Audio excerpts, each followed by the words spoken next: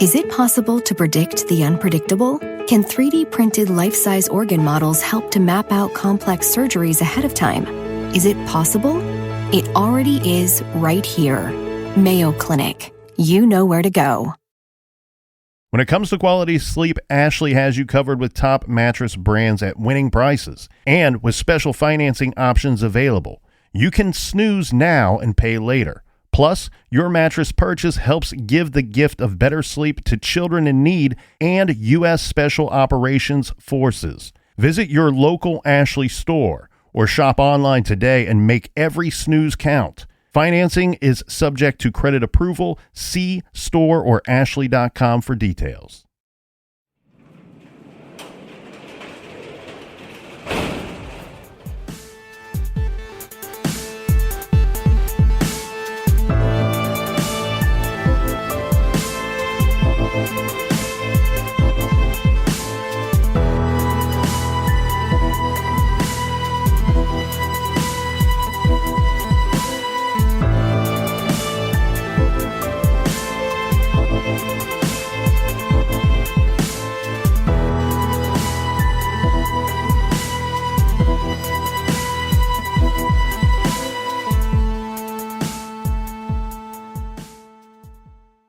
Welcome to True Crime Garage. Wherever you are, whatever you are doing, thanks for listening. I'm your host, Nick, and with me, as always, is a man that just got back from having lunch with Richard Simmons. He is the captain. Thank you. For some of us, it's good to be seen, and it's good to see you. How's our good friend, old Richard, doing? Well, he's not happy with you.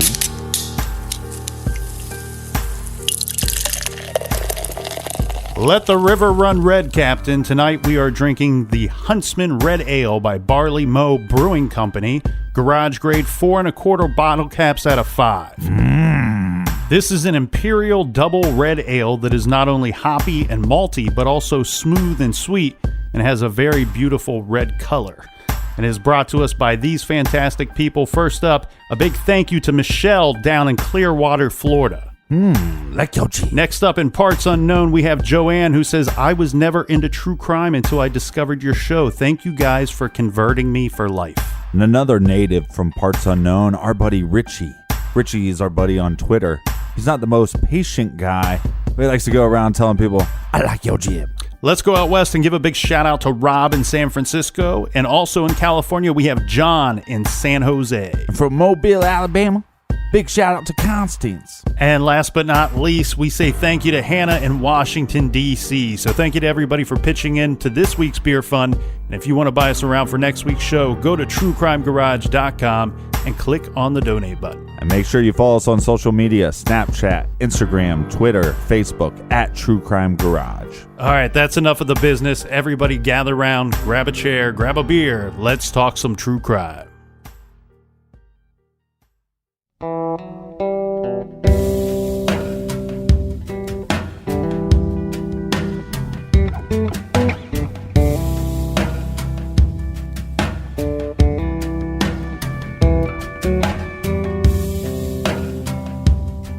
This is True Crime Garage.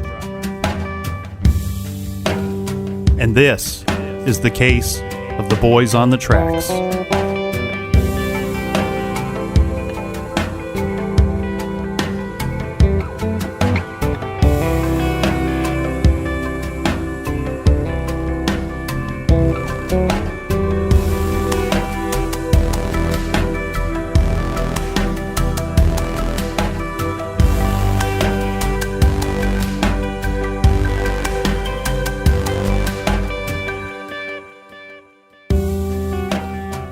By all accounts, the engineer did a masterful job of bringing his train to a stop.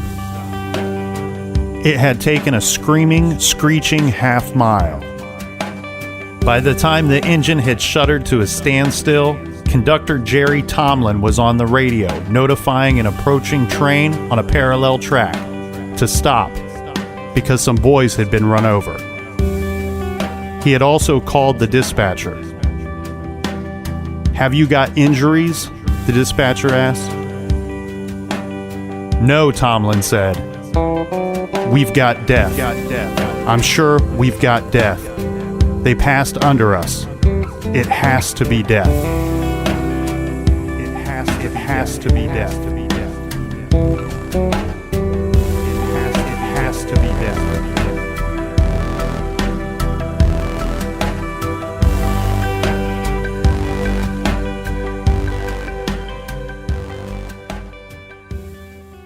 4 a.m., August 23rd, 1987. This is a Sunday in Arkansas.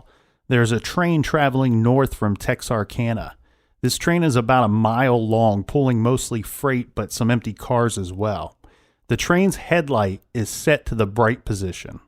The crew would later say that it was particularly dark that night. The train's engineer, this is Stephen Scheuer, and the conductor, Jerry Tomlin, notice a dark spot on the tracks. Now, any debris on the tracks, of course, is a big concern. They can see a flash of light from this dark spot. The train's headlights beam, it must have hit something metal or something that reflected the light back to them. When the train was approximately 100 feet away from the dark spot, engineer Scheuer yelled out, "Oh my God," and he hit the whistle and the emergency brake at the same time. This is because they could tell that there were two young men laying on the tracks between the rails. They could also tell that there was a gun lying next to them. They could tell that there was something covering the boys from their waist to their knees. Both boys were between the rails with their heads up against the west rail and their feet over the east rail.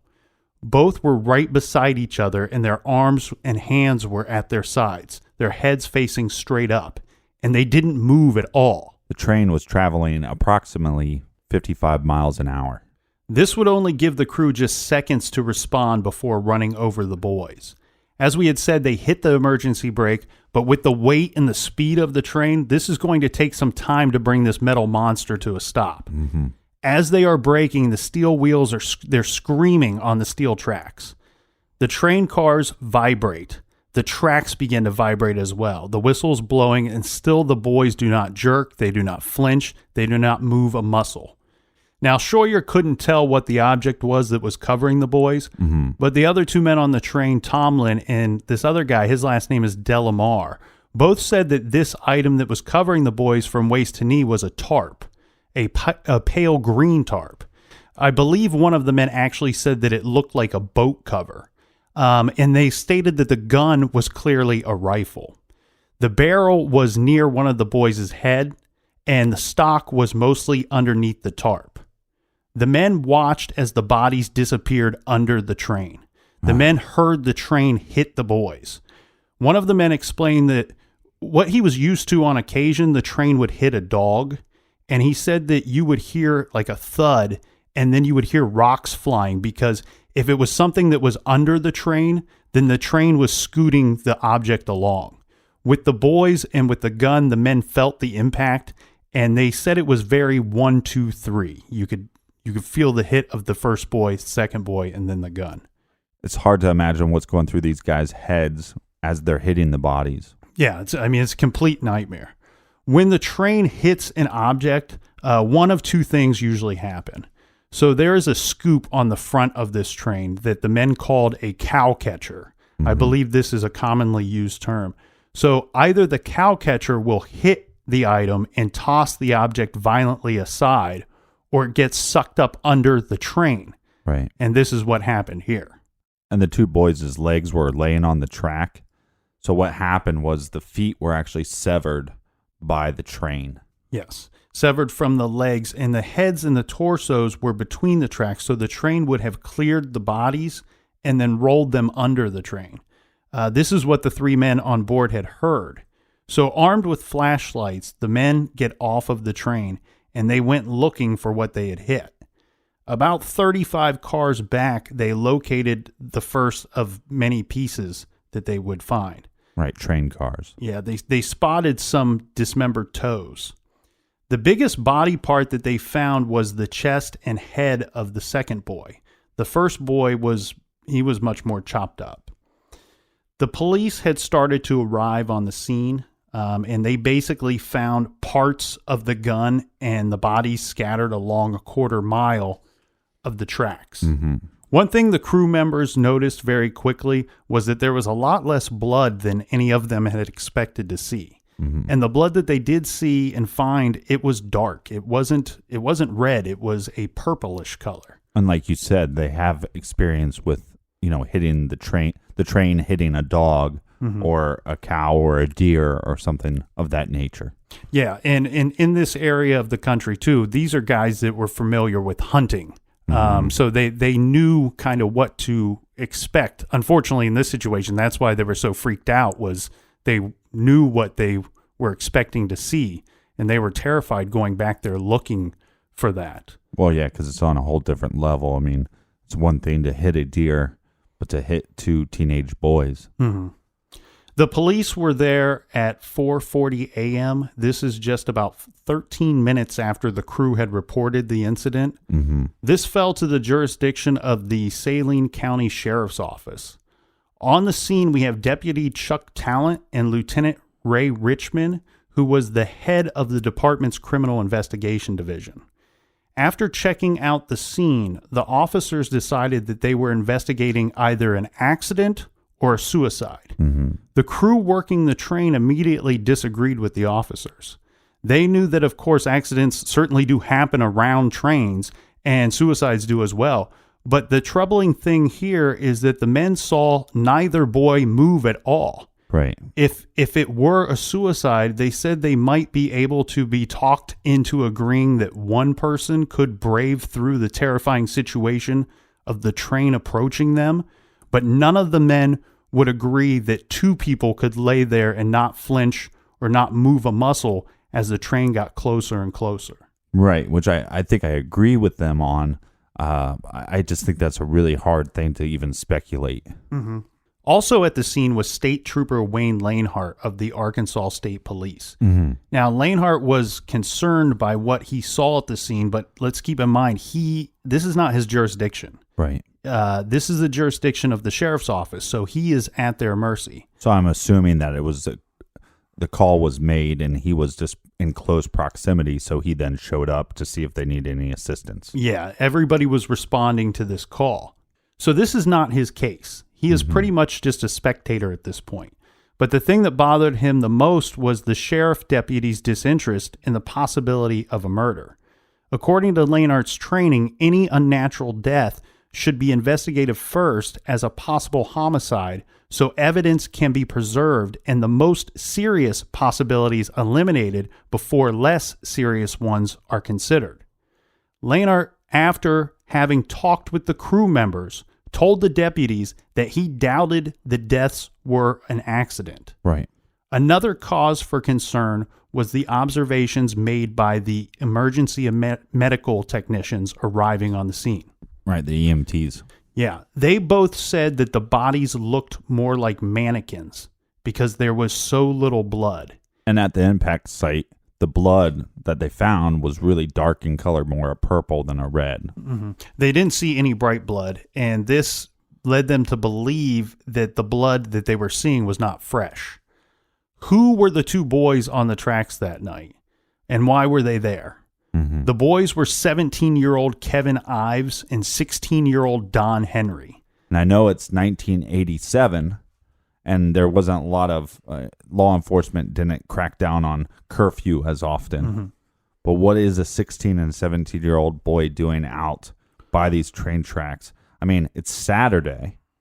They're hanging out Saturday, and then this happens at 4 a.m. on Sunday. Yeah. So it was the weekend. Yeah. Well, this is a rural area, so you don't see curfews really enforced a whole lot out in these parts. But basically, the boys were staying the night at Don Henry's home, and they got there around 12:15 a.m. Don lives with his parents, Curtis, and his stepmother, Marvel Henry. Now, the two were supposed to be staying the night at Don's house. They had known each other about 6 months. They had become quick friends, hanging out together very often. This was the summertime, nearing the start of another school year, so they were, the two of them were trying to make the most of their summer, what they had left. Right. Kevin had stayed at Don's place once or twice before, but Kevin's mother, Linda, was not real excited about Kevin staying there that night. In fact, she had originally said no to the request because last time he had stayed there, she didn't approve of what went down. On that occasion, Don's father had called Linda the morning after and asked if the boys were at her house. Right. And she says, no, they were supposed to be at your place. I don't know what happened here. Right. So they did a switcheroo. Well, what it turns out that what happened was that at some point, Don had gotten an argument with his father, Curtis. Mm-hmm. And then after the argument, the two boys went and decided to stay at another friend's house that night. So Curtis maybe thought that they went back to Kevin's, and it turns out that was not the case. Well, it's very embarrassing when you have a friend over and you get an argument with your parents. Mm-hmm. That's always like, you're like, oh, I'm really sorry that my mom's being a big old bee right now. Well, I'm sure Kevin's parents would have wished that they would have returned to their place rather than just going to this somewhere else. Yeah, this unscripted place that they ended up. So, of course, Linda was reluctant to let Kevin go over there on this occasion, but you know how it goes. Teenagers talk their parents into things. So on that night, the two had been hanging out with some friends. They were told to be home by midnight or 12:30 at the latest. So once they were back at Don's place, they had asked Don's father, Curtis, if they could go out hunting. This is spotlighting, which is an illegal form of hunting. Plus, I wouldn't think that anything would be in season at that time of year. Now, Don was an avid hunter, so he was, this activity sounds a bit strange to me, but I get the impression that this could have been a common thing here for him. Plus, it doesn't sound to me as if Don's parents, or at least Don's father, Curtis, was the strictest of parents. Right. And some people remember what their childhood was like when it's summertime, and they think, some parents get a little more loose in the summertime, and I think that's okay. Well, I used to be have to be in by a certain time, but in the summertime, a lot of times my parents would let me pitch a tent in the backyard, and have somebody stay over. So really, I wasn't totally under their watchful eye. But spotlighting is where you go out with flashlights and a gun, and when you come across some unfortunate animal, and I don't know what they were hunting for, or maybe if they were just looking for any type of creature out there, but basically you shine your flashlight on the animal, and the light beam will pretty much lock up the animal, like the old saying, freeze up like a deer in the headlights. Well, this makes the animal a very easy target. So they asked Curtis if they can go out spotlighting, and he says yes, and that is the last time that the boys are known to be seen alive. Yeah, last time that they're known to be seen alive by any parents or close family members. This story, which has not been covered often, has so many twists and turns, and I dare say maybe one of the most interesting cases, most fascinating cases with as many twists that you will ever hear in a case. Yeah, it's crazy. It starts off as a small town case, and it could be huge. Well, it starts out as a small town case that people think it's an accident or suicide. Mm-hmm. The next morning, Curtis, the father, he gets up around 5 a.m. And he wakes up his wife, Marvel, saying that Don should have been home by now, but wasn't. And he tells her that he really thinks that something is wrong here. Curtis goes out looking for the boys.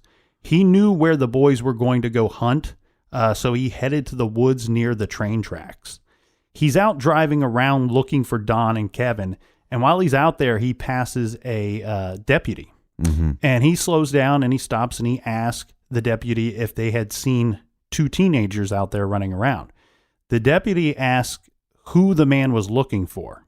And Curtis, knowing that the boys were out hunting illegally, he decided that he didn't want to name any names. Right.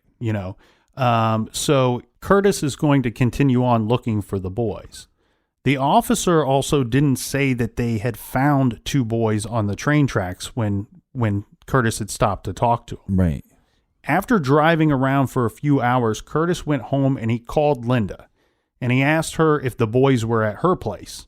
And of course, now she's thinking, oh, no, not again. This happened last time. And why the hell can't this other parent keep the kids at his house? Right. She asked if there was an argument. He says, no, there was nothing like that. that the boys had simply went out hunting and they must have stayed out all night. He told Linda not to worry because Don had hunted often. He was very responsible with a firearm, and he knew the woods better than anyone. Mm-hmm. Linda was beginning to get quite worried about Kevin, though. Well, and like we said, we're 16 and 17-year-old, and you have your little stomping grounds. Mm-hmm. So it seems like one of Don's stomping grounds was these woods. And, and back when I was probably, elementary school and middle school, there was woods by my house. And if you took if a parent came back looking for a kid, they couldn't find their way around. Right. But the kids knew how to get through every inch of that woods. Around noon, the phone rang again, and it was Curtis. Linda could tell by his voice that this call was much different than the last call. He says, "Get over here quick. They've been shot and tied to the railroad tracks, and they've been run over by the train." Now, this might sound a little weird here, but Linda, of course, she's in shock by what she has just heard. Yeah, obviously. But she says that she was actually somewhat relieved once she had a chance to kind of process what Curtis had said. Linda was worried that the boys could have been in a car wreck. They were both young drivers at this time. They both owned fast cars. Don had a Firebird and Kevin had a Camaro. Right. 1987. But she said what Curtis had told her sounded so absurd that it couldn't have possibly happened, that it couldn't be the truth. Right. So Linda drives over to Curtis Henry's home. When she pulled up to the place, she sees Kevin's car at the end of the driveway, and this makes her feel very good. She's immediately thinking that Kevin had returned to the Henrys and nobody was in a car wreck and, all is good again. Right. And maybe something happened and maybe they were on these tracks, but they're okay now. Mm-hmm. Well, that feeling quickly left her. As she's getting out of the car, a deputy, this is Deputy Talent, came out from the house and he asked her to come inside. So we go here from a lot of relief to very worried. Curtis, right in front of the officer, tells Linda that a neighbor had told him that the boys had been shot, they had been tied to the tracks, and they've been run over by the train. Now, the police officer, he states that the boys, yes, there had been 2 boys that had been run over by a train. Now, these boys had not been positively identified yet, and they were going to be checking dental records at the crime lab to figure out who these boys were. Right, but you have no whereabouts of these two teenage boys. Mm-hmm. That they went out at night. You know what area they went at. Yeah, they went in the woods down by the train tracks. Right, and they didn't come home, and their vehicles are at your house. Mm-hmm. So this is very troublesome. Well, Deputy Talent, he asked Linda for a description of what Kevin was wearing the last time that she had seen him. She describes this, and he does say that fit with the items that they had found at the tracks. What led the officers to Curtis Henry's door? They had found a camouflage baseball cap with a Little Rock Electric logo on it. This is the electric company in the area. Right. Now, Curtis was a superintendent with that company. And Don had one of those hats. Right. Don wanted to become an electrician, just like his father, after graduating from high school. Right. And that summer, he had actually kind of taken Don under his wing a little bit and would bring him into work with him and, kind of show him the ropes a little bit to see if this was something he actually wanted to do after graduating high school. So, unfortunately, this is a hat that he knew that Don would have been wearing that night. Right, so the writing is pretty much on the wall. Yeah, and unfortunately, the boys would soon later be positively identified as the 2 boys who had been run over by the train that night. Right, that being Don Henry and Kevin Ives. Now, there are still plenty of more weird things about that night that we haven't even got to yet. Mm-hmm. The first strange thing here is, remember that at the beginning of the show, we had said that the train's conductor had called another train that was passing on a parallel track. And he called them telling them to stop because they had just run over some boys. Well, once the officers had arrived and they began scoping out the scene, The sheriffs told the other train that it could then continue on. Well, this is before collecting some of the remains or looking for potential evidence of a crime here. Right. Nothing stirs up a crime scene area like a giant train passing through, right? Next, the crew had said that and this is all 3 of the crew members, they all got the same feeling that the sheriff's office, the officers that were on the scene, they said that they didn't even believe that any of them were looking for any clues as to what had happened. First off, they were obviously looking at this thing like it was an accident or a double suicide. And not only that, but the officers were overheard being told, hey, treat this as a traffic accident. Yeah, and I'm guessing that this might have been the extent of their expertise. They were probably all familiar with traffic fatalities, but not very familiar with, a potential double murder scene, right. And probably not a scene as complicated as this one. This next bit is extremely strange in my mind regarding the sheriffs that night. It's like they were trying to pull the old Jedi mind trick on the train crew. After listening to each of the crew members' statements, the deputy and the lieutenant told the crew members that they had all been mistaken, that there was no tarp covering the boys. Do or do not. There is no tarp. Yeah, they simply told the guys that they were confused by how dark it had been that night and that there was simply no tarp. The next thing that the sheriffs did was confusing too as well, because they also seemed to doubt the men's statements that there was a gun present with the boys. Right, and we know from Curtis, from Don's father, that they were out there to hunt. Mm-hmm. So makes a lot of sense that there would be a gun beside the boys. Right. And we know that. But the officers at the scene, they don't know any of that information yet. But it's very strange here, Captain. Why would they, when you take the train crew statements, mm-hmm. Then you're going to go out and look at the scene and unfortunately have this terrible job of collecting things there, why would you have any reason to doubt them without walking the scene yet? Why would you even say that there was no tarp? Why would you say that there's no gun? I don't even know why you would even question that. Wouldn't you just take their statements and not even make any observations of your own until you've walked the scene? Well, and as you're walking the scene, maybe they're just having a hard time finding these items. What? So therefore, I can't find it, so maybe you are mistaken. I mean, I don't think all that stuff is nefarious. I think some of it is just simply, maybe, it was super dark. You have this bright light coming in from your train, mm-hmm. and maybe you didn't see exactly what you think you saw. I can agree with that. The train is traveling very fast. It's very dark out that night. These men are trained, though, to spot things on the tracks. That is one thing that they do, Right, but what a law enforcement should do is just take the statement, mm-hmm. and if the statement is a little off, that's okay. That is the statement from that individual, not a statement that you guys made in a joint effort. Right. And don't react to those statements until you have an opportunity to check out the scene and collect evidence to, because they're probably walking in there thinking this was an accident or this was a suicide. It's the only things that seem to make sense here. But it's weird that they have this kind of preconceived notion before even really collecting evidence. Yeah, but we see this time and time again with law enforcement. It's mm-hmm. you create a narrative and then you make that evidence fit your narrative instead of collecting the evidence and collecting the statements and letting that create your narrative. Yeah. And while they're walking the scene with the crew members, they even state several times, where is this alleged gun? Where is this so-called gun that you guys saw? We have law enforcement creating a narrative. Mm-hmm. Now we need to do an autopsy on these bodies to actually figure out, that's going to point us in a direction too. And this is where the first twist in this story takes place. We'll get to that right after this quick beer break.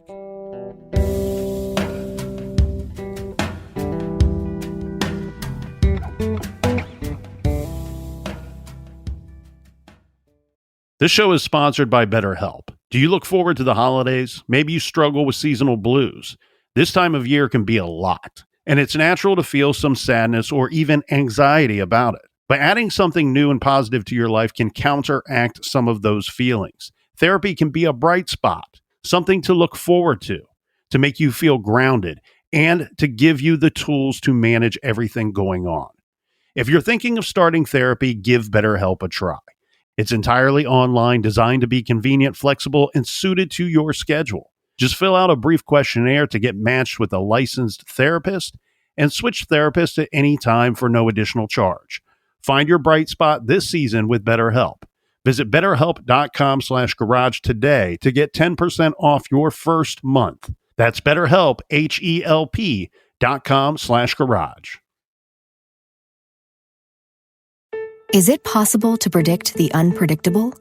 Could surgeons use a patient's own anatomy to create 3D printed life-size organ models to map out challenges ahead of time, making surgery more precise, efficient, and less invasive? Is it possible? It already is, because every day we're doing what's never been done. Learn more at mayoclinic.org/possible. Mayo Clinic. You know where to go. Dreaming of overseas adventures or connecting more deeply with family from afar? Rosetta Stone bridges the language gap. I've tried others, but Rosetta Stone's immersive lessons and voice feedback technology are game changers. Dive into 25 languages by learning intuitively, just like when you were a kid. And here's the holiday sparkle. Grab a lifetime membership now and save 50%. Gift yourself the world. Head to rosettastone.com now and save 50%.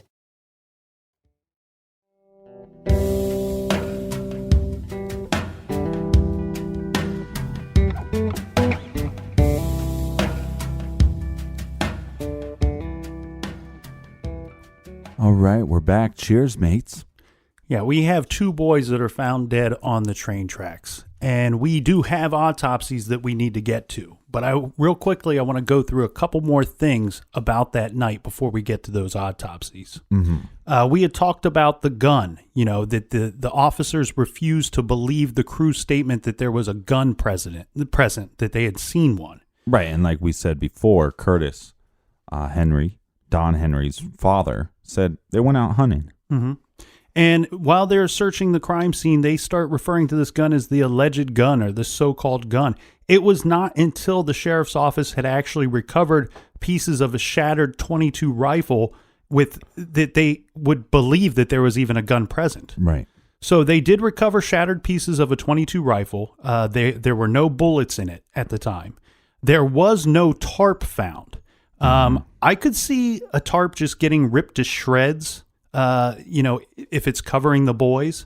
Well, possibly, but you also have the other train that just they let go. Mm-hmm. And I could totally see a tarp being trapped into a train somehow. Yeah. And it gets pulled along. You're exactly right. And not only that, they're not even looking for a tarp. They're refusing to believe that it exists. Right. But so as they're collecting evidence, they weren't looking for these things. And these things were scattered for about a quarter mile of track. And there was also other items that were found left at the track as well. Mm-hmm. So the train incident took place on a Sunday. Well, Monday morning comes, and the deaths are reported in the news and in the papers. Mm-hmm. So people start going down to the tracks to check out the scene.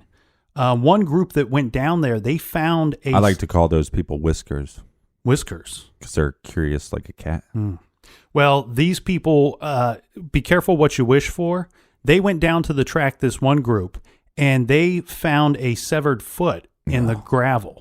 That was missed by the sheriff's department. Right. So you don't believe that there is a gun. You don't believe that there's a tarp. You find evidence of the gun. Mm-hmm. And then you leave a foot behind. Yeah. Right. I mean, and like we said, some of the police officers that were at the scene at the time said, look, you have to assume that this is a homicide scene. Mm-hmm. And you need to do your due diligence. So therefore, we can get some answers. And this is direct evidence to point that they said, well, this is a suicide or accident, case shut. Mm-hmm. Well, in fact, it became well-known knowledge that the sheriff's investigators never even roped off the scene. And some other people recovered parts of the gun from that scene that the sheriff's office had missed. Well, congratulations. When they returned Don's clothing to the Henrys, his stepmother found a small bag of pot in his pocket. So the officers had missed this entirely. And 2 days after the boys' death, the sheriffs, they offer a statement saying, hey, we haven't ruled out anything except for foul play. We ruled that out. Yeah, in review of the investigation, it was learned that the sheriff's office spent about a week on the investigation. This mostly consisted of interviews with friends and classmates of the two boys. Most of these interviews contained the same two questions. Well, heck, most of these interviews only consisted of two questions. One, how much drugs did the boys use? And two, were they suicidal? Right, and this is what makes me go bonkers, man. Yeah, it's again, like we said, they have a theory, and then they're trying to create the narrative, and we see this time and time again. It's utter malarkey. Yeah, and usually, even in an accidental death, when they're investigating it, they will typically ask friends and relatives, "Well, do you know anybody that would have wanted to hurt this person, right, or why?" And and this is not even a question that is posed to most of these people. Right, but you're asking people the same question. Are they suicidal? How much drugs did they use? And then it creates the story amongst the people that, well, that must be what happened here. Right, and then obviously, think about the family. Why would you tell your parents? Why would you spend the night with anybody? And then why would you decide to, let's just go hunting, and let's just lay down on the tracks. And again, like you said, you'd have to have the balls. Nerves of steel, man. To lay there on that track and let that happen. Yeah. Well, this story obviously very quickly became big-time news all across the state of Arkansas. Not only was the story a parent's worst nightmare, but it was a strange and horrible story all at the same time. Of course, the rumor mill ran wild, and there were a lot of theories regarding the deaths being traded around dinner tables, dinners at local bars, and, all over the state of Arkansas. One of the things that I find a little creepy about this, and our longtime listeners would know, we covered the Phantom Killer, also known as the Texarkana murders, and having the train come from Texarkana adds a little bit to the creep factor for me. The sheriff's office officially seemed to be describing the deaths as an apparent accident, but would not give it that official title yet, stating that the official cause of death would have to come from the state medical examiner's office. Unfortunately, when the deputies were speaking with the families, they suggested that suicide was a more likely explanation. Right. Again, coming up with your own narrative. Well, and both sets of parents disagreed with this thought. From the beginning, there was no evidence that the boys were suicidal. There was some evidence that the boys had been using drugs. 1.9 grams of marijuana was found in the pocket of Kevin's jeans. Right, and not always is there signs of somebody struggling with, suicidal thoughts. Here's another strange thing to this story, though, Captain, that is often not reported. Kevin's father, Larry Ives, he was an engineer for the railroad. The route that the train was on that passed over the boys, that route just months before, it was his route. Really? And it was just pure coincidence that route was no longer Larry's, or he would have been driving the train that night. Right. So he would have been engineering the train that basically, ran over his own son. The parents obviously were devastated by the tragedy, but they were also disappointed in the sheriff's office and how they handled this incident. They were anxiously awaiting the medical examiner's ruling on the cause of deaths, and they wanted answers, obviously. A week after the funerals, the medical examiner had finished his report and a meeting with the parents was scheduled. When the parents arrived, they were first met in the parking lot by officers from the sheriff's office. There was also an officer from the Arkansas State Police there as well. This was really good news to the parents, as they had been requesting multiple times in this short time period that the case be transferred to the state police, but that had not been done. Kevin's parents brought a potential useful item with them. Larry and some of his friends went to the site where the boys had died. When they were there, they found a large piece of cardboard. The piece was large enough that it could have been used to drag two bodies on it. There was also a stain on it, and that stain could have been blood. Right. Larry knew that the sheriff's office didn't have the technology or the capability to properly analyze it, so he wanted to bring it directly to the medical examiner's office. In the parking lot, he showed the piece of cardboard to the state police officer, and he turns it over to him there.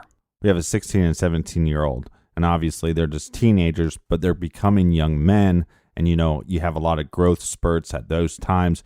So we're talking about two big individuals that, now it's very possible if there was foul play that they were attacked on the train tracks, because we know that's where they're at.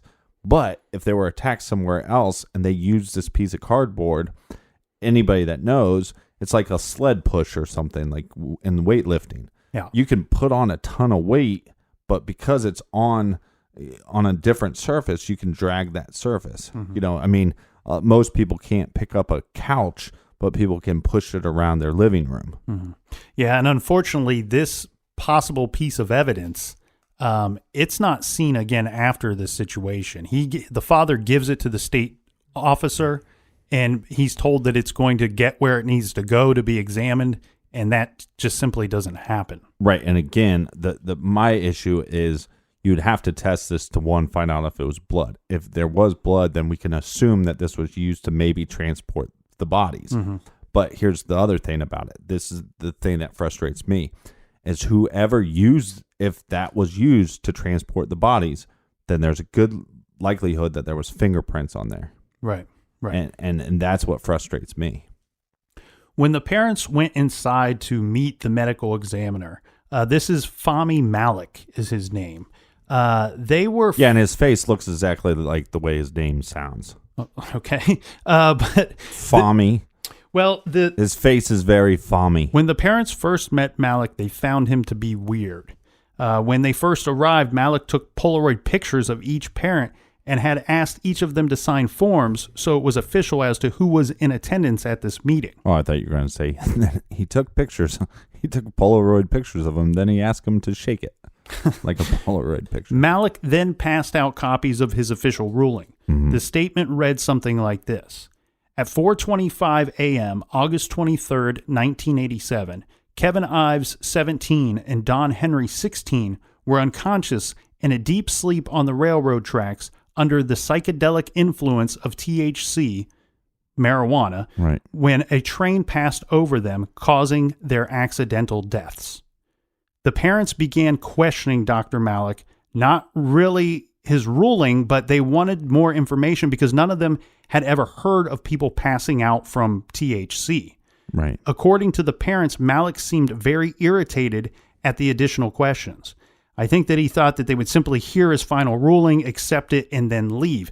This is very surprising to me that he would not have expected questions or that he would have seemed irritated at the additional questions given his amount of experience in these matters.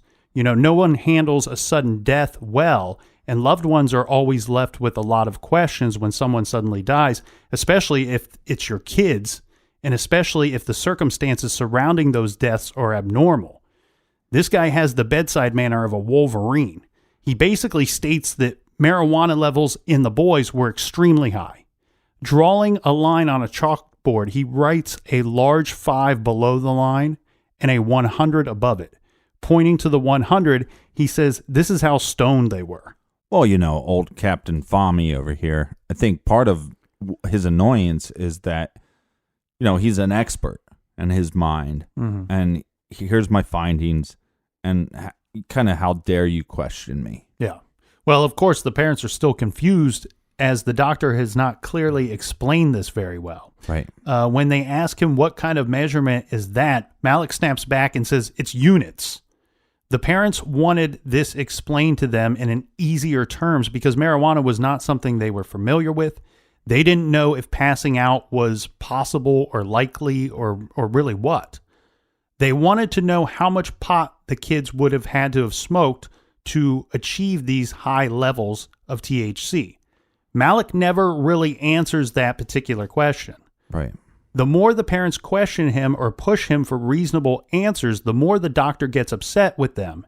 And at some point, he holds up a large envelope stating that inside are the autopsy photos, and in these photos is the proof that you are looking for.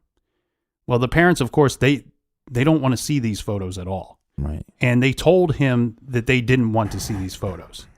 Yeah, I don't know what parent would want to see that. Yeah, they wanted toxicology results, and Malik insisted that they see the photos.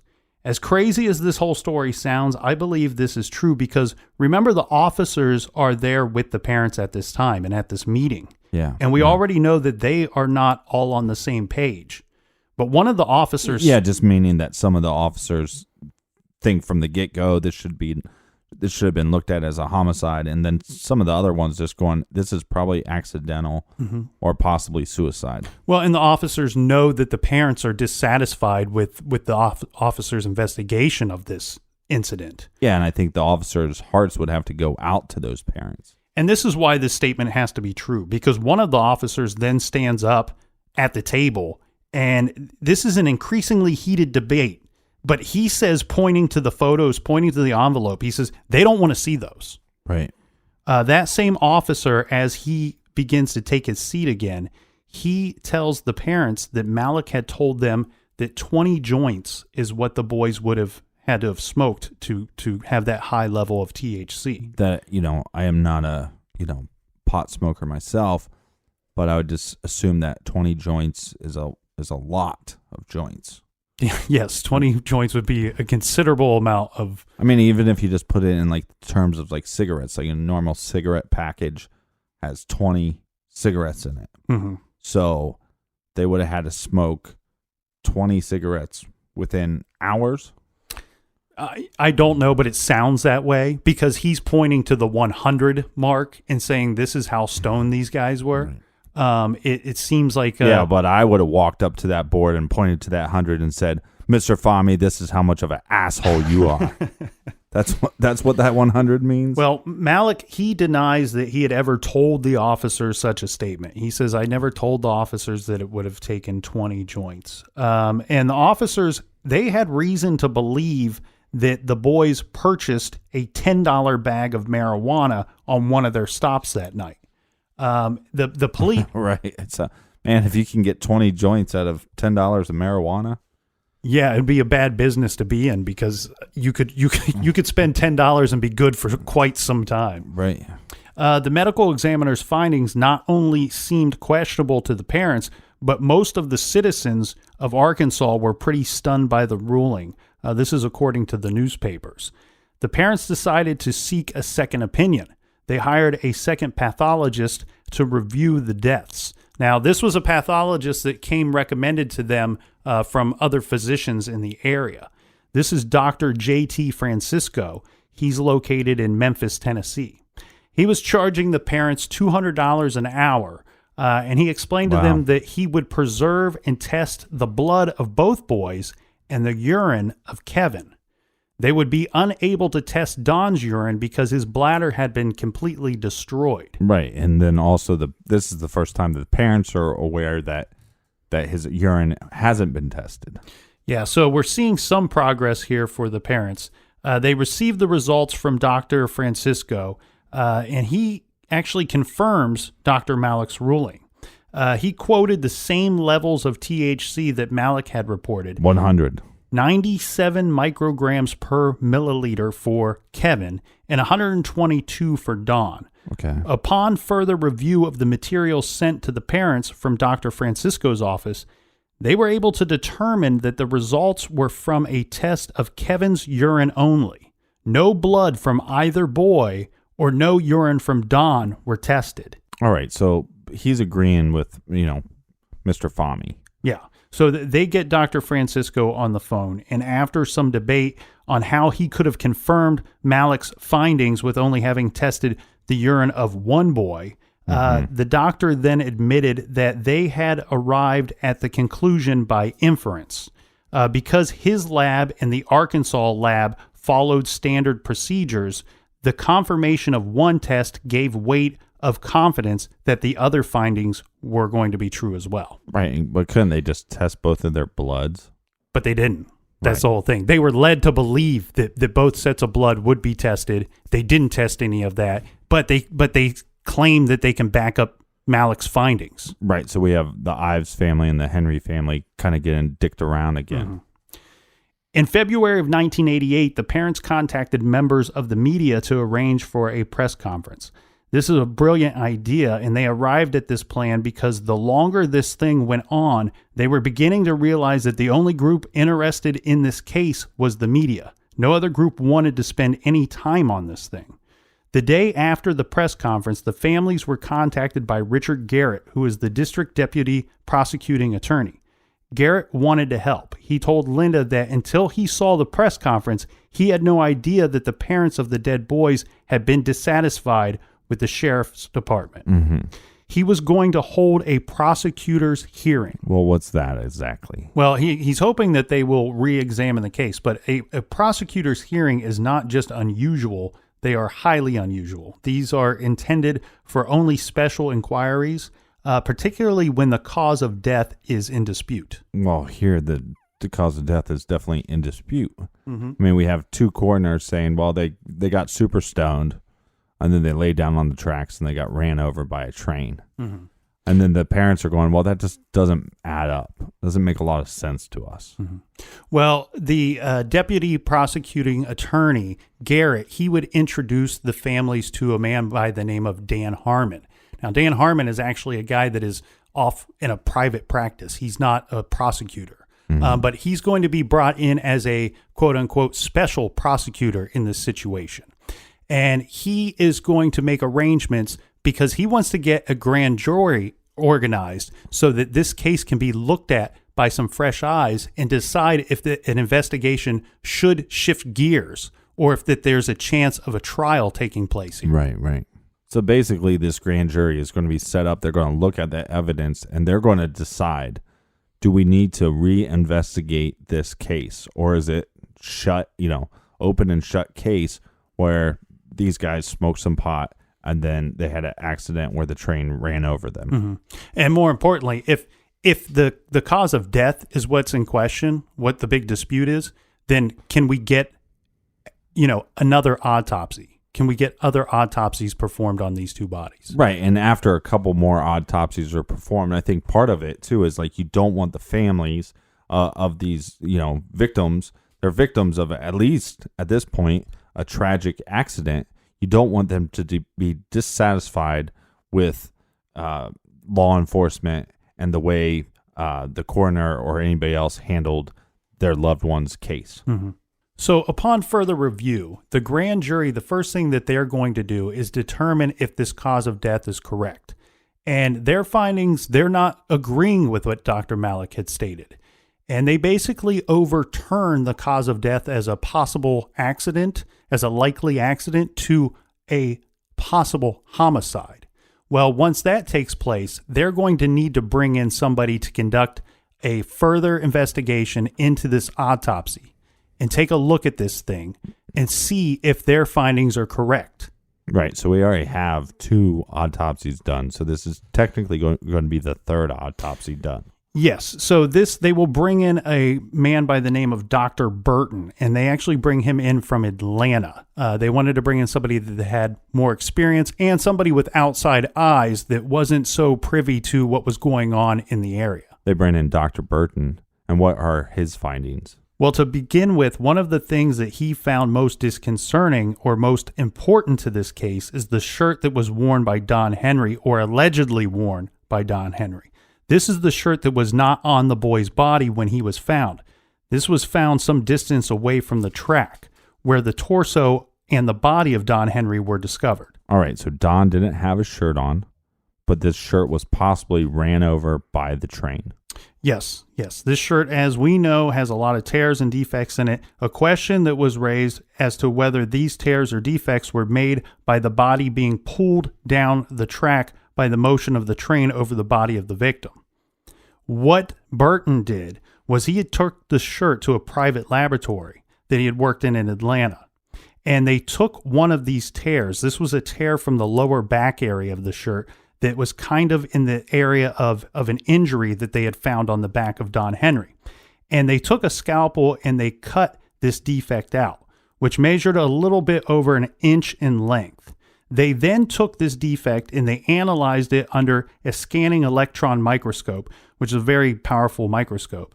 And with this microscope, they could tell whether the fabric had been torn or cut with something like scissors or a knife. Right. So what he's saying is this cut on the shirt and the body was either made by scissors or a knife. Yeah. Well, basically what he can say is that the cut on the shirt, it exhibited all the characteristics of something that was cut with a very sharp blade. Mm-hmm. So there's no question as far as this being a tear or anything like that as far as Dr. Burton is concerned.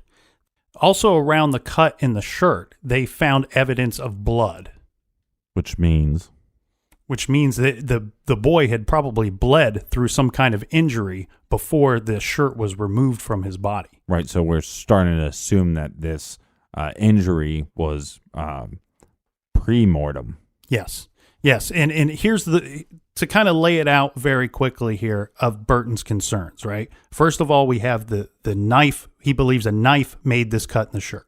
Mm-hmm. Second of all, it's majorly concerning to him that this cut matches up with an injury to the boy's back.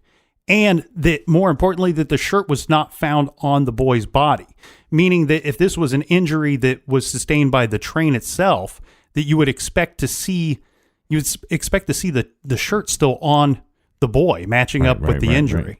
Another thing that concerned Burton was an injury found to the left cheek of Kevin Ives. This was an injury that he did not find consistent with any pattern that might have been made from being struck by the cow catcher in front of the engine. Mm-hmm. He explained that he sent photographs of the boy's injuries to a computer enhancement specialist, and he was awaiting those results. So we have two things that he finds pretty odd. Mm-hmm. Yeah, these are injuries that would not be consistent with the train. Now, the thing is, once they get those results back, Captain, he finds, as well as the specialists that he sent them to, they find that injury to Kevin's cheek is consistent with that of being struck in the face with like the butt of a gun. Mm. And more specifically, they said that the gun that was found with the boys could have very likely made that injury or caused that injury. It would have been a similar type gun or that gun. The other thing that's interesting here, Captain, is that he would find something in both of the boys that would give him cause of concern. This is the amount of congestion and fluid in the lungs of both of the boys. He felt that this was inconsistent with the type of injuries that one might expect from someone being run over by a train. When you have a sudden death occurring, he feels that it's very likely that the possibility exists that because there's this congestion and fluid in the lungs, mm-hmm. that both boys were either unconscious or already dead when they were placed on those tracks. They're either dead or they're knocked unconscious, and that's why they didn't move at all. Mm-hmm. And so that the train possibly did cause their death, but who put them there? Mm-hmm. Who made them unconscious? Another thing that he included in the autopsies as well, and this is more opinion than it is fact, but he had agreed with the train crew members, stating that he didn't see how anyone, whether they be passed out from drug use or be sleeping on the tracks, how they would not have, woke up as the train was getting closer and closer. These rails, they vibrate. The train was extremely loud. Anybody that even has ever stood next to a train, just on the ground, you can feel the ground moving below your feet. There was also a state trooper that was involved with the grand jury who had gone down to the train tracks with some other people witnessing him.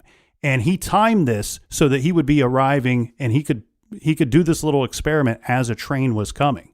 He laid down exactly how the boys were laying on the tracks, mm-hmm. and he jumped up from the rails pretty quickly.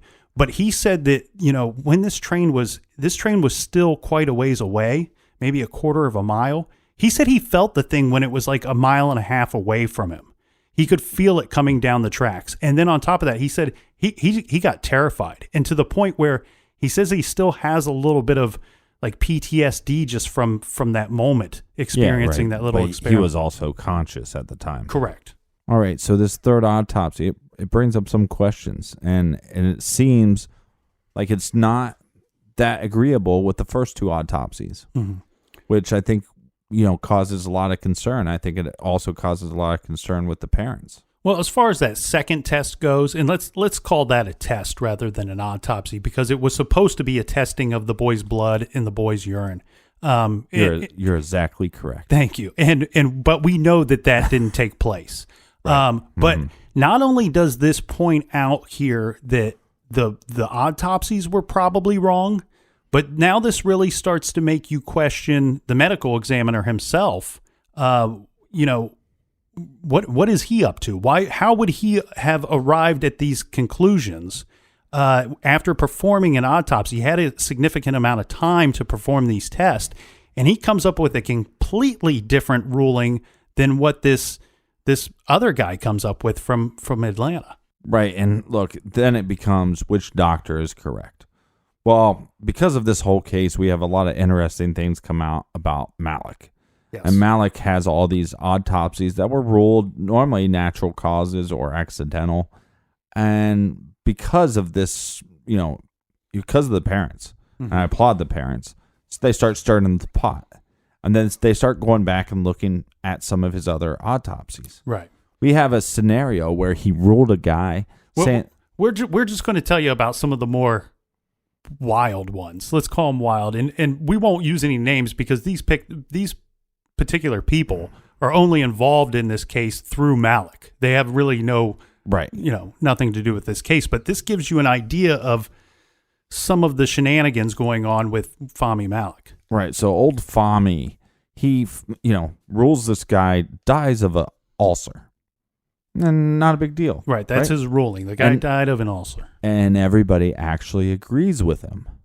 Says, hey, Malik did his job again. But they had people find this guy's head. Yeah, so he was decapitated. Apparently that happens naturally when you have an ulcer. Your head just pops off. Right. So once they found this severed head, they realized this autopsy was completely botched. Yeah. Do you want to know how he defended himself on that particular case? Sure. So here's what happened here. They found the dog that lived with this guy. He actually lay dead in his home for quite some time. The dog that lived there, they recovered some of the dog's vomit, and in it they found what Fahmy believed to be evidence of human tissue, of skin. So what had happened was Fahmy said that the guy had died, and he lay there for quite some time, and at some point the dog chewed on the neck and to the point of decapitating his owner.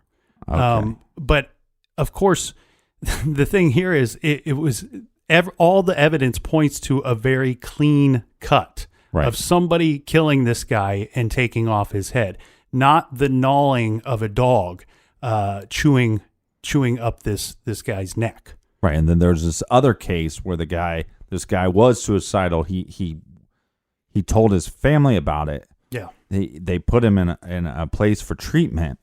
He wanted help. Right. He went to his family and said, "Help me out," and go ahead. Right, and it looks like he lost his battle with suicidal thoughts, and he hung himself. Right. And in this case, Malik decides, well, it wasn't suicide. It was actually an accidental death. Mm-hmm. And again, it's just stuff like that where it's like, and this is just 3 examples of probably maybe a dozen or 20 of them out there that are pretty well known. Right. And so the governor at this time is Bill Clinton. Mm-hmm. And people are calling for this guy's job saying, look, we got these 2 boys that now we believe there's good reason to believe that there was some foul play. Mm-hmm. And this guy is ruling this. We dug up all this other stuff. He's not doing his job, and taxpayers are paying for that. They want him to call, they want Bill Clinton to ask for his resignation. Right. Bill Clinton says, well, I'm not really in charge of doing that. Mm-hmm. That's not really my thing. So what do? Do they fire him? Do they replace him? No, they give him a 43% raise. Where this leaves us now is we now have to look at these 2 deaths as murders. Okay, so we need to conduct a proper murder investigation. Mm-hmm. And why were these things covered up? And why does it seem that government officials and people at the medical examiner's office and the sheriff's department, they seem to not want to investigate this thing properly? Right. And at what lengths are they going to go to, or what is anybody going to go to possibly cover up this murder? There's so much more to get into, and we're just on the first episode of this. Yeah, because if the cause of death can be overturned, that brings up so many more questions. Okay, first of all, if these boys were murdered, why were they murdered? What happened during those 4 hours between the time they left Don's house and the time that they're found on those tracks? What occurred during those 4 hours? Did they see something that they shouldn't have seen? Mm-hmm. Did they come across somebody that they shouldn't have come across? What happened to those boys in that 4 hours? Well, we have a really good idea what happened because we have a bunch of eyewitness accounts, and we're going to have to get into that tomorrow. Yes, and don't forget to check out all of our old episodes. They're available in the iTunes store and on our store page at truecrimegarage.com. Thank you guys so much for sharing this. Thank you guys so much for sharing. Thank you guys so much for sharing it with a friend's family. I just got a text message a couple minutes ago saying, "Hey, I told somebody about your show." They don't call it True Crime Garage. They call it The Captain Show. The Captain Show. Well, imagine that. Isn't that special? All right. We'll see you guys in the garage tomorrow. And until then, be good, be kind, and don't litter.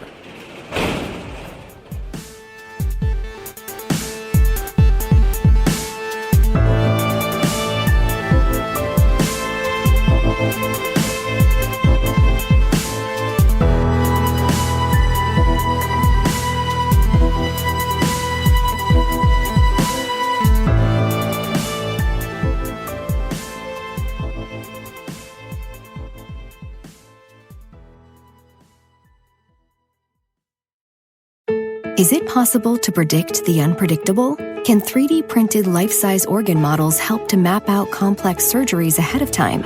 Is it possible? It already is right here. Mayo Clinic. You know where to go.